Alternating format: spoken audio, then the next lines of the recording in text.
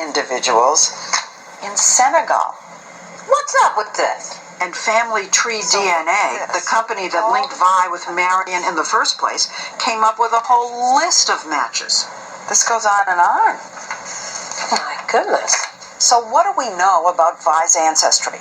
The DNA does indicate that she has distant relatives in the Mende tribe, but she also has relatives in all those other tribes.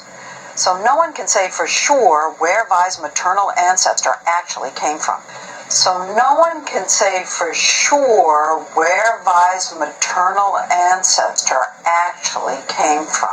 Italian, 37.7. Ooh, 36.8. But then we begin growing apart. There's I'm only only 28% Eastern European on this one. I'm only 24% Eastern European on this one. This one actually says Poland. Mine doesn't. Mine does. What? Yeah. Look. Poland possible match. Poland was not detected on mine. It specifically says not detected. And it gets weirder. Okay, this is hilarious though, because look, French and German. What? Oh, I don't have that. You don't have that at all? No. We're identical twins, but you'd have to wonder with results like these. In search of answers, I traveled to New England, to Yale University, and meet up with Mark Gerstein and his international team of computational biologists. They study DNA and statistics, and they are stunned by our twin results. I have to say, that one really shocked us. I mean, we expected two identical twins to have the exact same ancestry, and they should. So the fact that they present different results for you and your sister, I find very mystifying. We thought for sure that the differences had to do with that just when one person spit, there was a contaminant in the sample. But then you looked at the raw data, and you're saying no you difference. checked, and there's no difference. It's like, it's shockingly similar. It's scarily the same. 23andMe isn't the only company with funny twin differences. Oh, great. Now you're Scottish and Irish. All right, I get that. Living DNA is serving up some stumpers, too. Yours says South Italy, and mine says Tuscany. I just don't understand how you could have a Tuscany marker, and I don't. I don't know. you have to come from one region. You cannot come from Tuscany and from Sicily. It just doesn't work like that. So, if the DNA technology says we're identical twins, why are some companies giving us different ancestry breakdowns? We spend many hours, we try to understand why they might be different, but we cannot. I think that the clean thing to say is we don't know how they did the calculations, but we strongly think that you and your sister should get the same report. End of day. DNA kits called into question. They are the kind advertised on TV claiming to trace your ancestry. A woman says she used 2 different popular services to trace her family history and got wildly different results. Fox 32's Tia Ewing reports. And I was shocked. Smith's breakdown from Ancestry showed 97% European and 2% Asian. I'm a black girl. I am not a Jewish white lady. I'm black. My parents were black. She contacted Ancestry with questions, but says a rep told her the results are accurate. She told me there was no way they could have made an error. Smith decided to try again, but this time she submitted a DNA to 23andMe. And the results were very different, but they were not a surprise to me. The 23andMe findings showed 70% African for Smith, after Ancestry's findings showed none. Both kits can't be right. One of them has to be wrong. These DNA tests for ethnicity are entertainment value only. Entertainment value only. Entertainment value only. Entertainment value only. William Gilliland is a biology professor at DePaul. He says DNA kits can be great for connecting family members and finding relatives, but the science for ethnicity testing isn't as concrete. There's nothing that confident for ethnicity. There's no diagnostic nucleotide. You can say this person is from Europe, this person is from Africa. It's exciting to make discoveries like this, but if they're not true, it's heartbreaking.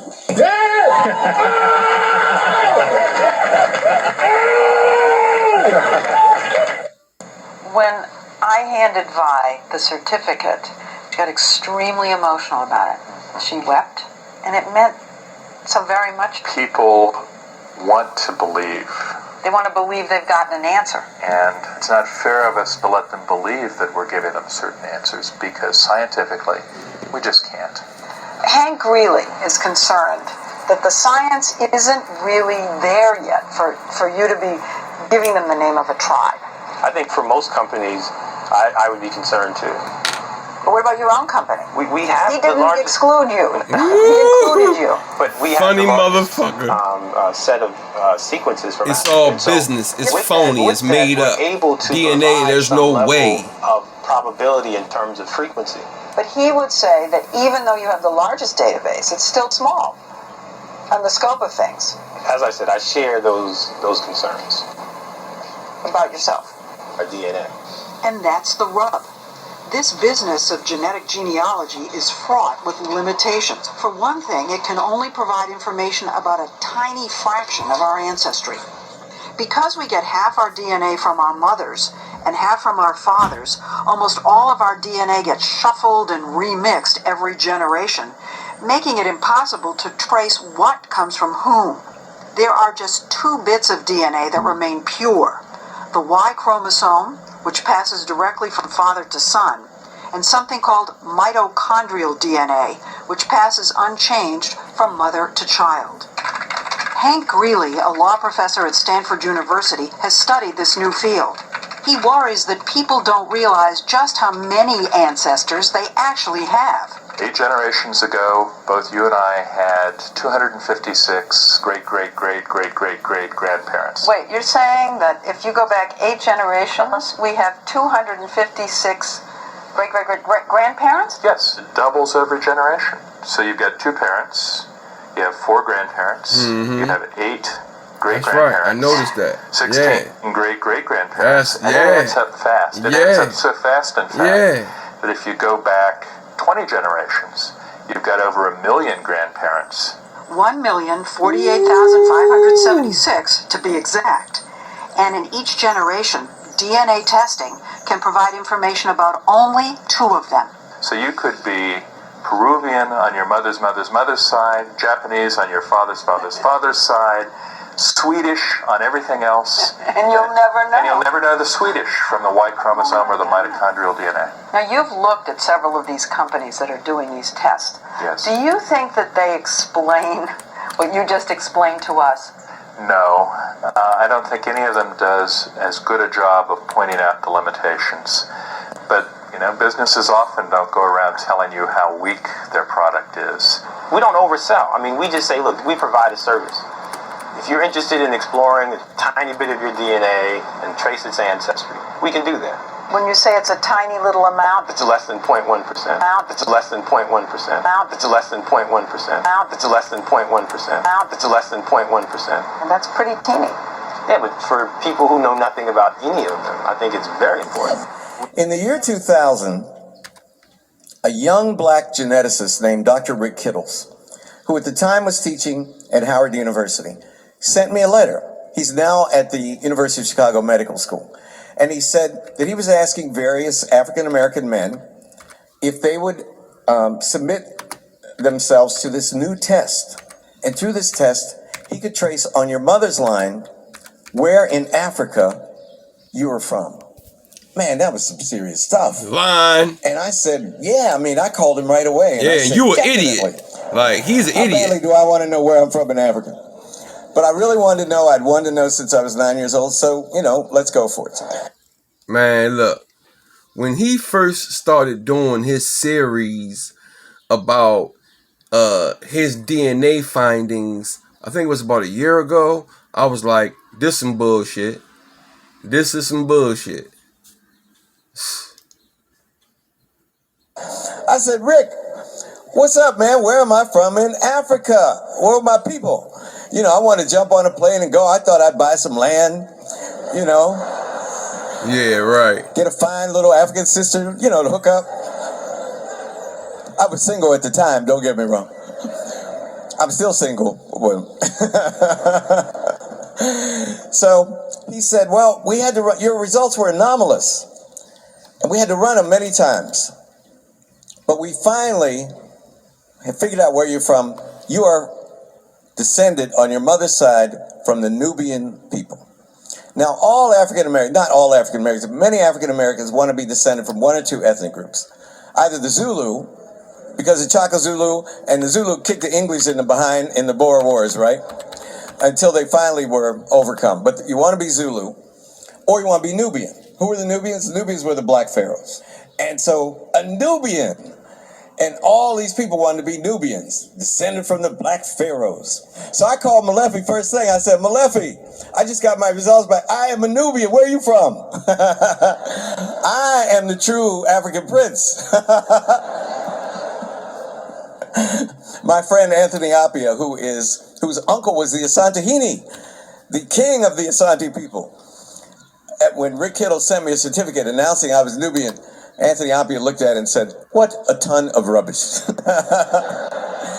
Now, why would he say that? Well, there's a slight problem with being either Zulu or Nubian if you're African American.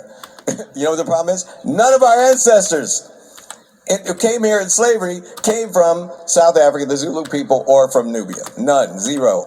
There's a slight problem with being either Zulu or Nubian if you're African American. You know what the problem is? None of our ancestors who came here in slavery came from South Africa, the Zulu people, or from Nubia. None, zero. Exactly. When You finally got it. In the first series, and we gave Finally her a DNA got it. test. Basically, the next day she went to South Africa to announce that she was opening what became the Oprah Winfrey. They also got Samuel L. Jackson she was in too. an auditorium like 75,000 people or something, and she announced this dumbass she just in had the test, and that she was Zulu. So it broke on CNN. I was sitting in my living room minding my own business and said, Oprah Winfrey's a Zulu. So I called Rick Kittles, and I said, Rick, did you tell Oprah she was a Zulu? He goes, no, man, she made that up herself.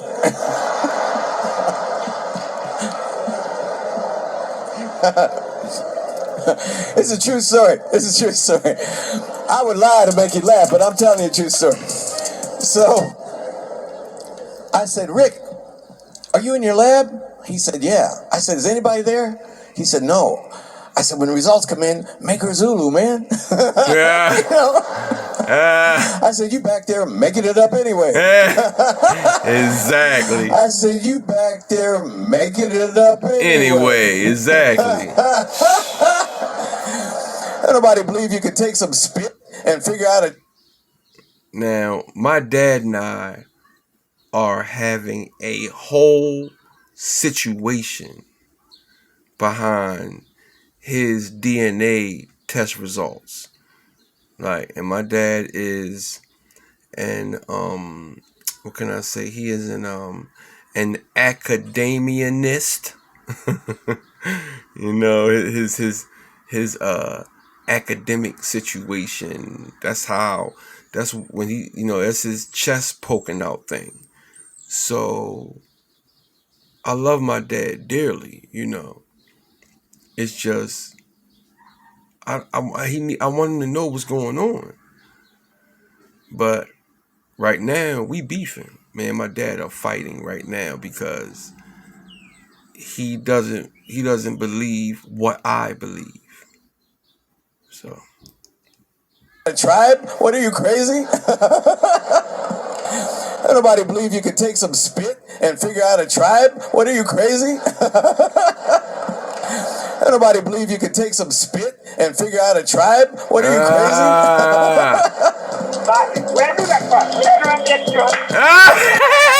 Cody Mayo, you stupid, yo! Yo, you stupid!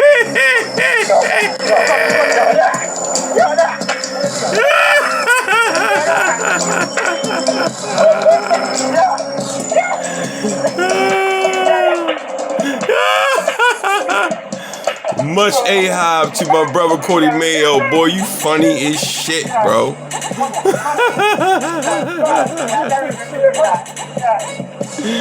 Goofy ass Sonetta. Fuck out of here, boy. Yo, this ain't so funny shit.